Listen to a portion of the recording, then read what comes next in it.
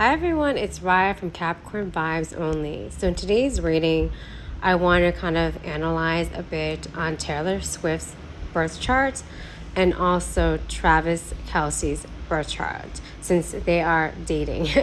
Okay, so as you can see here, she is a Sagittarius sun, a Cancer moon, and Aquarius in Venus. And she has a ton of Capricorn in her chart.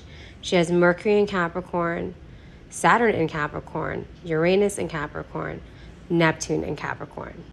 So with the Mercury in Capricorn, she has very practical communication skills. She's able to open and be honest with her communication, with her words, and this is why people relate to her music. She's very careful with what she puts out there, and she gets straight to the point, so this is why her songs tend to be very catchy.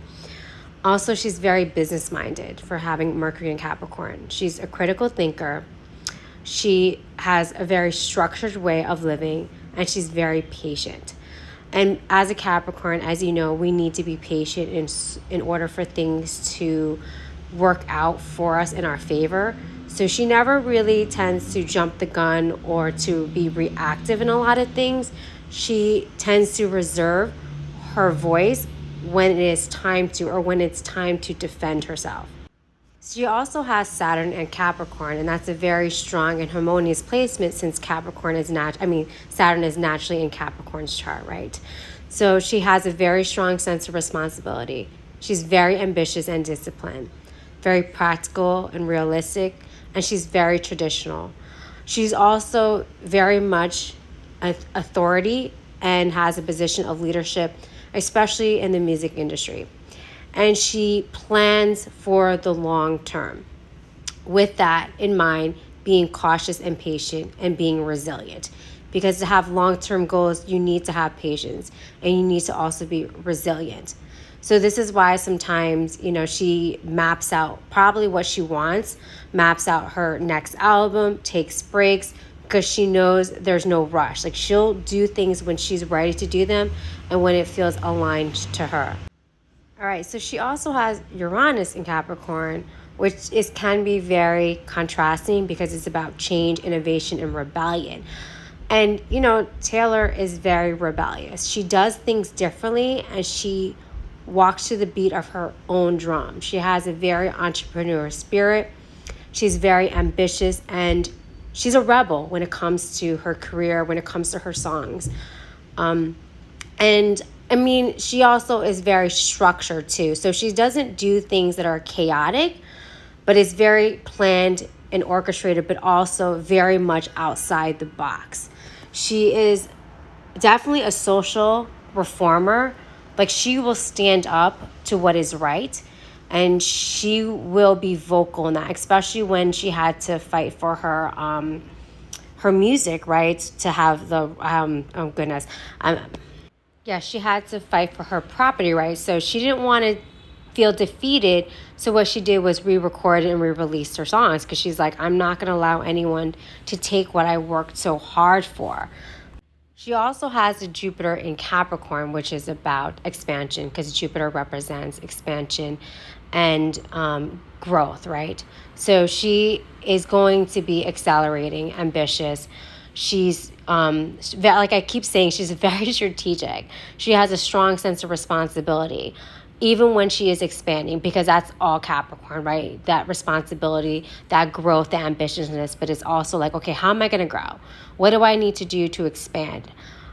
She also has a strong sense of responsibility, especially to her fans and her friends. Like I said at the same time, it sounded like friends. So it was her friends and her fans. She has also a very good long-term vision. And then also, she also thinks about her financial abundance. So she's very smart when it comes to her money. She's very smart with how to save and how to plan for the future. She also has Neptune in Capricorn, and that is being dreamy and idealistic. And with her, she tends to be very dreamy and idealistic. She wants certain things a certain way. She's very much about woman empowerment. If anyone goes against that or feels that she feels threatened when someone does that, especially, I don't know if you remember, But when Tina Fey made a joke, I think during the Oscars, with using Taylor Swift's name, Taylor was very offended, right? And she said something. And, Tina Fey did actually apologize for that. But she is just very aligned with who she is. She knows who she is. She's very spiritually ambitious.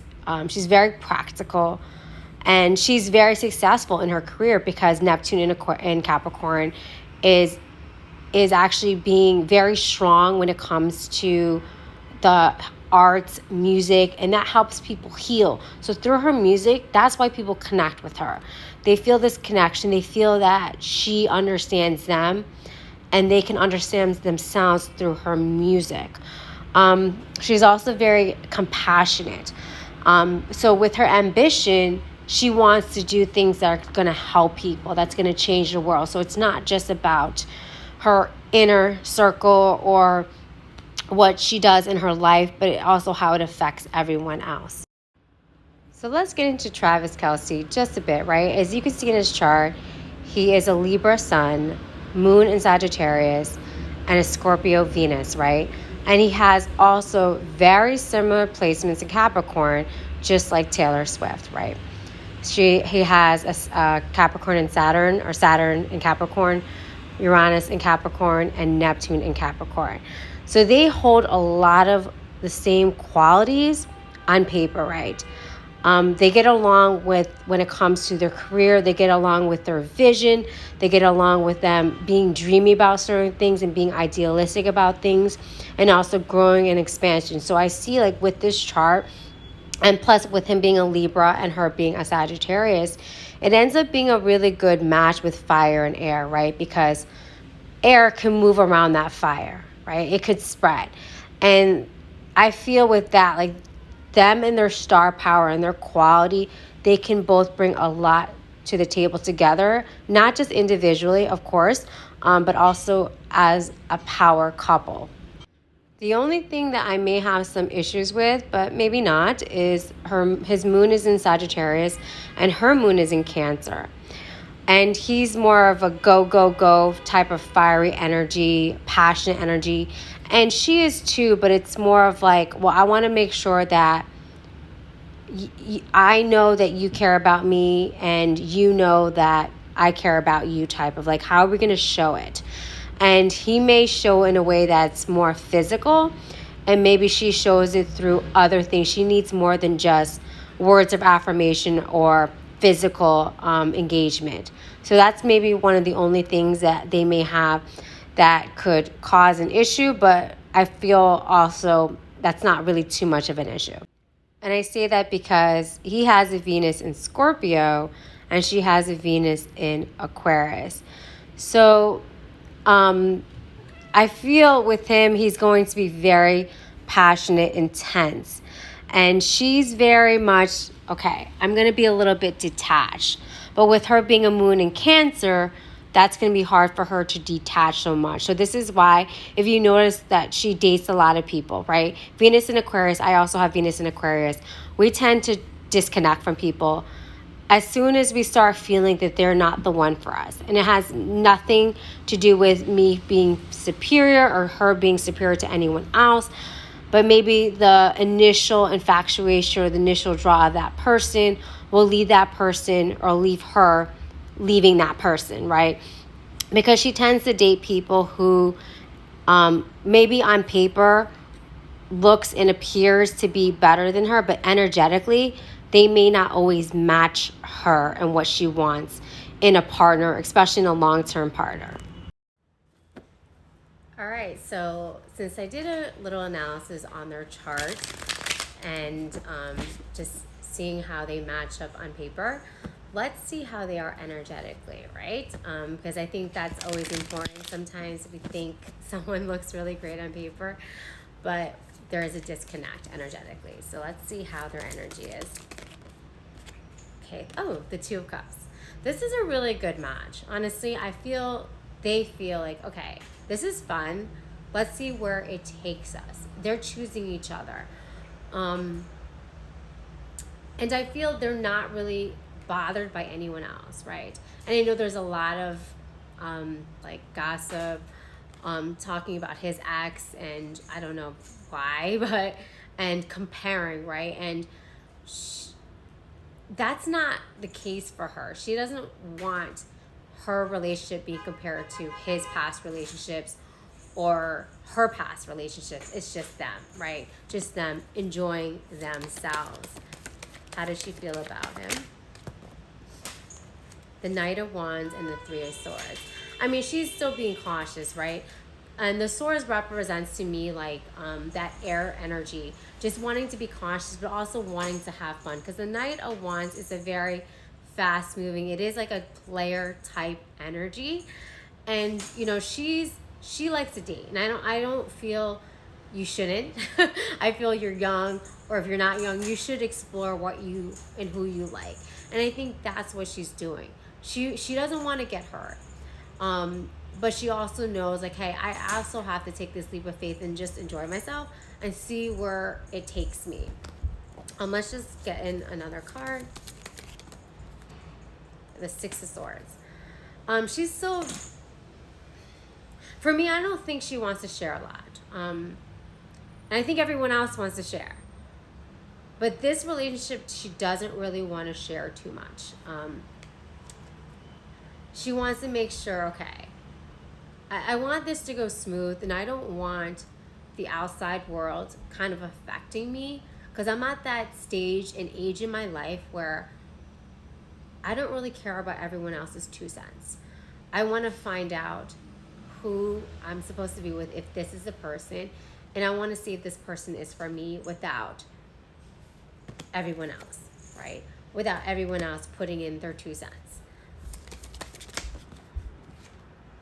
The King of Swords and the Four of Swords. Yeah, I think she's just taking it day by day, and I think she really connects with him intellectually. And I know, like, people are like, oh, maybe he's a sports guy, he's a football player. No, I'm like, intellectually or mentally, they challenge each other. And it feels nice. Like, she's not in a rush to go anywhere. She's not in a rush to have a short-term relationship with him. She wants to take things slow, and she's enjoying like how different he is than everyone else that she's dated, right? And he seems like, to me, like she's thinking like he's more of a long-term person, but I'm not sure. I want to make sure I don't get hurt. I want to make sure it's not a short-term fling, but at the same time, I'm not going to put all my eggs in one basket, right? I want to just make sure before I move forward. Let's see how he feels about it. The Page of Pentacles and the Eight of Wands. Yeah, you know, it's early. It's early, but he knows, like, the communication's right. How he feels good. But he's also kind of the same way. Let's see how it goes. And right now it's going really well. I don't have any plans really for the future, but I know this is what I enjoy now. And I think their communication is really, really good. I think they're very playful with each other. They have a lot of fun with each other. But it's an easy, relaxed type of communication. And I think that's like what they both crave. And especially Taylor. Like, she doesn't want things to be confrontational. She doesn't want things to be hard. But she also wants things to be mentally stimulating and challenging to her, to help her grow, right? Especially since she has a Venus in Aquarius. She doesn't want someone who's going to be boring, or someone who doesn't challenge her intellectually. She wants someone who's going to, like, rise to the occasion when they have to rise to the occasion. Will this relationship last? Let's see, will this relationship last? Okay, so Ace of Cups and the Six of Cups. You know what? It could. And if it doesn't, this is a long-term friendship for me. So the Ace of Cups is like a beginning of something, and the Six of Cups could be long-term or past, right? And this could be something that really has a deep, profound relationship.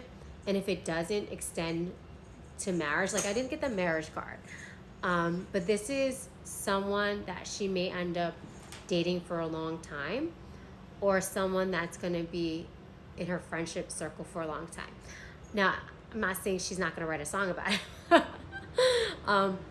But I just feel like there's not going to be like animosity or heartbreak as intense as like, you know, John Mayer. But that was like when she was younger, and plus, you know, age difference and everything, you know, the story. Let's see. I'm going to see if there will be a song written about it. Will there be a song? Seven of Swords. You know, I got to know. I got to know there won't be a song. Or if there's a song, it's not going to be blatantly obvious. It's going to be like, okay, is she talking about him, or isn't she? Like some songs, you know who she's talking about.